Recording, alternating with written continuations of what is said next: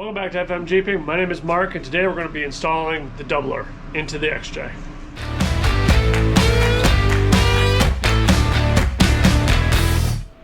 Okay, today is the day. We're going to go ahead and start installing the 205 doubler. Now, a couple things I want to do to get ready for the install.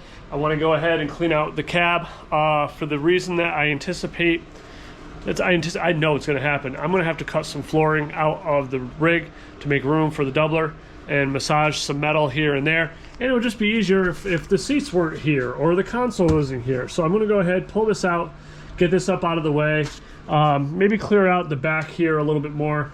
Get my fire extinguisher. I have new seats that are going to go in when this is all said and done. So these will probably not be going back in the rig. Got to put these in storage. Just clean this area out so I have room to work. All right, so everything's out of the rig and it's looking pretty good. The console, I'm going to do a custom center console to make room for the triple shifter. This is going away eventually, and then I got to figure out what I'm going to do with the factory shifter, if I'm going to go with a Winters or not. We'll figure that out later. But anyway, so my seat bracket design, I was originally kind of on the fence, but I think it might have lent me exactly what I need. I expect that I'm going to have to mess with the tunnel in this area right here. And that really will allow me all this room to work with. I expect maybe to pull the tunnel maybe out this far and kind of go around there, because the trip with the doubler will do is extend the current location of my 231 out about 8 to 10 inches, which is right about here. So that's perfect. So Yahtzee there. We're going to get under the rig right now, drop the belly pan, see what we're working with. Like the look of that. Look at that performance exhaust. All right, so we have our 231, which looks like it has a little bit of a leak. Got to take a look and find out where that is. Some things I'm going to have to take off is the rear drive shaft, the front drive shaft, the linkage, which is right here, electrical connection for the speedo gear, and then the mounting point. If you can see right above this web stuff right here is where it's bolted. I think it's 5 bolts, 5 studs that the transfer case bolts into. All right, well, since I'm right here, I'm gonna push this red tab down, just like that, and this should come off. There it is. All right, so new day. Let's get that transfer case out of there. So first, I'm just gonna drain it, so that way I don't gotta worry about any fluid kind of, emptying out on me. And then we'll go ahead and start pulling the drive shafts, the linkage, and then get it off the transmission. All right, so I'm starting with a 30 mil. Go ahead and drain this so it's just a little bit lighter and a little less I have to deal with.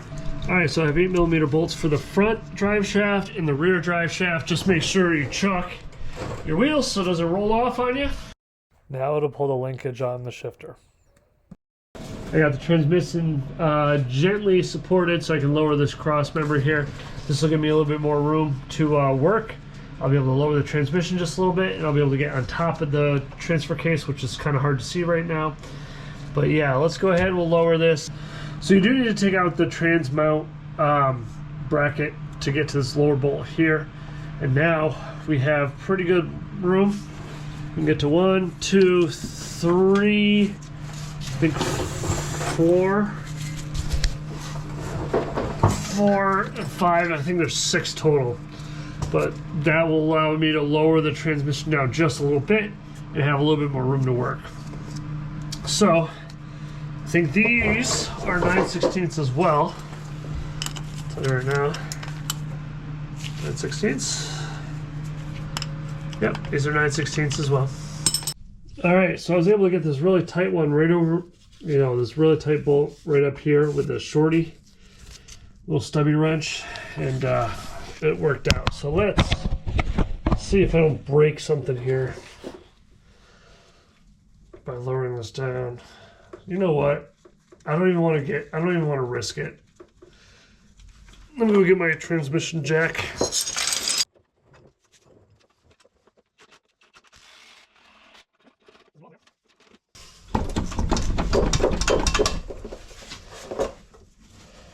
Oh.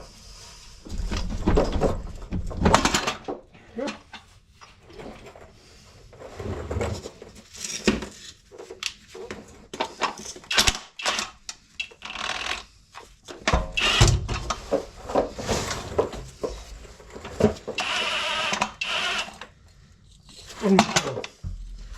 breather, grab the breather.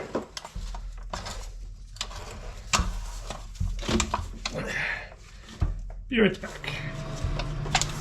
Okay.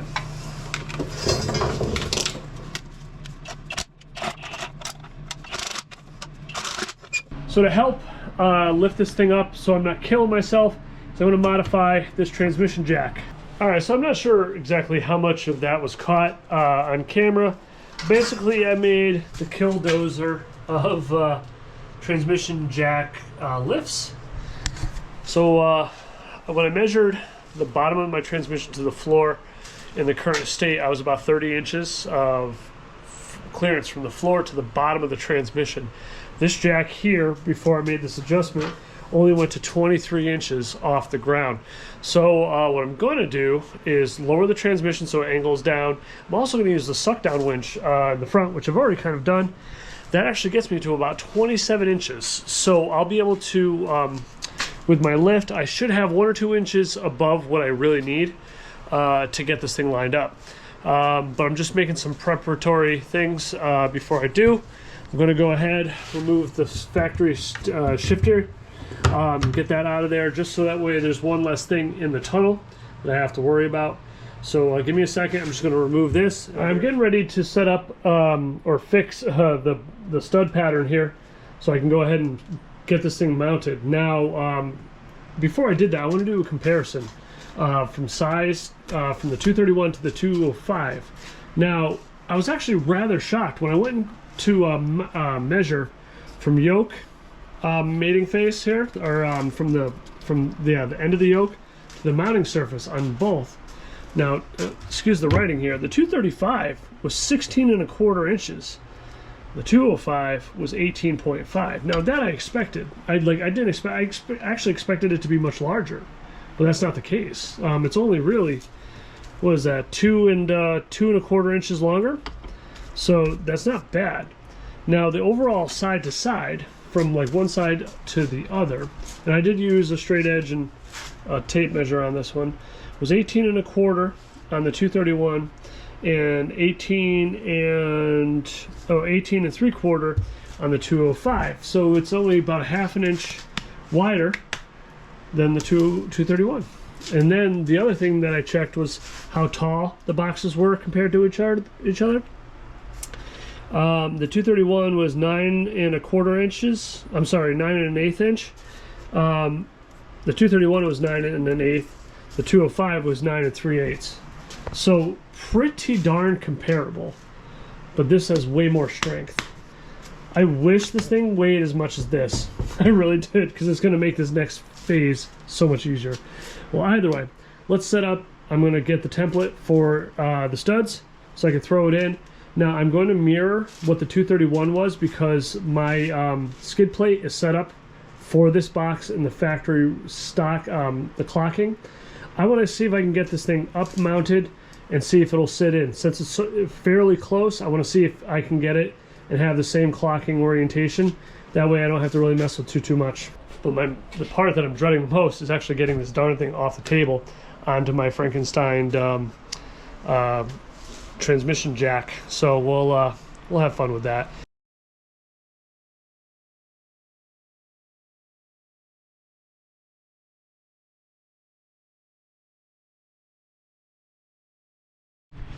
All right, so just looking at this kind of right off the clip, I see a problem.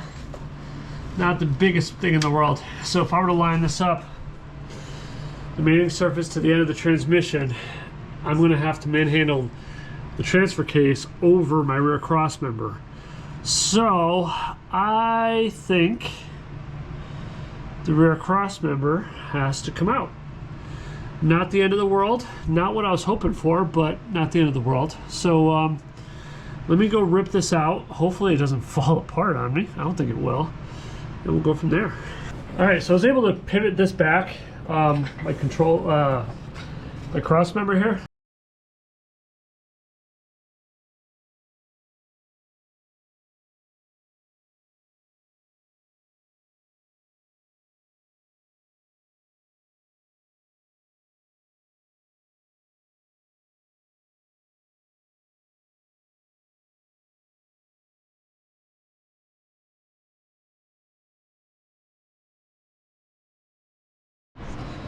All right, so something kind of happened that I was fearing was going to happen, was that this bar here was going to come in contact with the area that I need to clear out. Now, what I'm going to try to do is start by cutting as little as possible.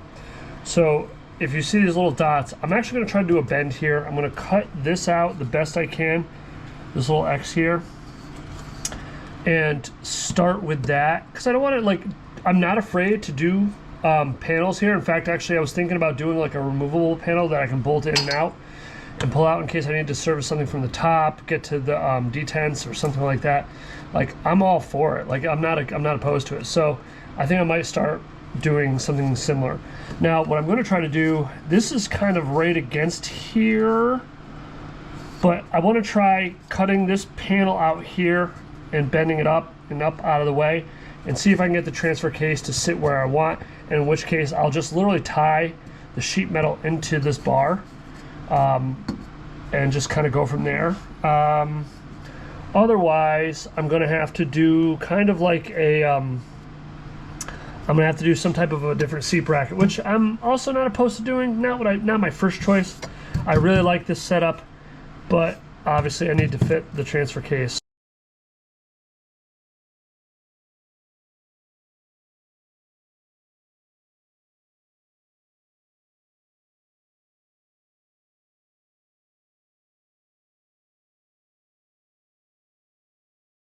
I figured out what I'm going to do. I'm going to lap the bar off right here, here, and then here, so this whole section can come out. I'll probably end up cutting all this out just for this little box here. And I'm also probably going to take this panel up even higher, because no matter what, even if I go up much higher, I still can't connect to the transmission. I'm still going to be like hitting this. So I'm just going to open this up, give myself all the room in the world to work without going overboard, and then I'll patch panel this when I'm done. So let's get going. So I made a little bit of a bigger hole, and I've been able to get, it's kind of hard to see, but it's really, really close. I just have to clock the transfer case ever so slightly this way, which is a pain in the butt because this thing is very, very heavy. But right now it looks like this is going to work. So yeah, let's. I'm gonna try to finagle this the best I can to get it to sit. So let's see what happens. All right, so my night is over. My jack decided it wanted to die on me. The thread there, the freaking giant bolt, bent, and it's not going anywhere. So I gotta figure out another way to get this thing up in the air. I killed my transmission jack. I don't know if I technically showcased it, but it's basically seized in place. And rightly so. This is a cheap jack. I think I got it on sale for $100. It served its purpose. I got my usage out of it, but it is no longer going to be used.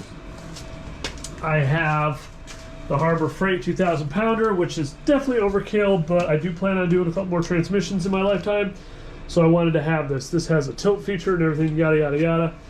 But anyway, let's get this thing swapped over so I can get this thing you know, slammed into the rig. Okay, but before I get too far, I'm going to go ahead and swap this over to the new transmission jack. I'm going to raise it up so I can work on it and not have to bend over too much.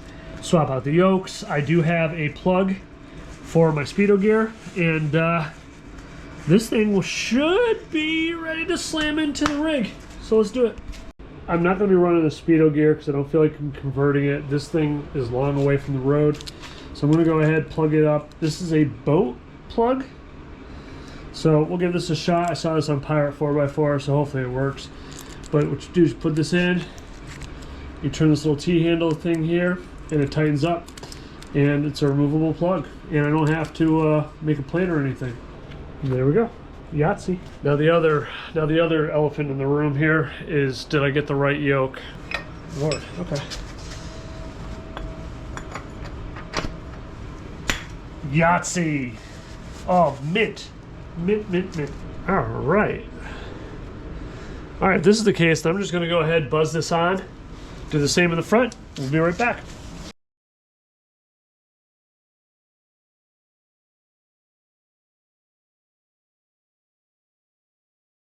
One step closer. All right, so the jack works really, really well, in my opinion. I'm not fighting with it nearly as much, but I was real close to getting that thing mounted. The only problem is now I have a breather. You can see right there on the top there, it's that brass piece right about there. That is hitting the top of the tunnel. Now, I could maybe I'll get like a 2-inch hole saw, and I'll just hole saw it through, and then I can run a tube through and connect it to all the other breathers. Maybe I'll do that. All right, so I'm sorry I didn't film. I wanted to get this thing up and in, and guess what? It finally is. If you can see, I even have bolts through it. Now, this isn't permanent right now. I actually have the 205 in. The transmission is holding it up. I don't plan on beating it or pushing on it real hard or anything right now. It's literally just placed because what I want to do is test fit my cross members. Or not test fit the cross members, put the cross members back in at least temporarily. Test fit my my skid plate, and as long as everything clears, or for the most part clears, I should be good to go. And then I can focus on all the other stuff I have to do, which is up here, which is building. I'm going to build a removable floor, at least that's what I anticipate. I might actually extend this a little bit further just so I can get to the detents. But yeah, I want to do a removable floor, and then the fun stuff. Where am I going to put this thing? I'm thinking somewhere like right here, but that all depends on the seat configuration. That's it for today. We'll come back in a day or two and finish this out.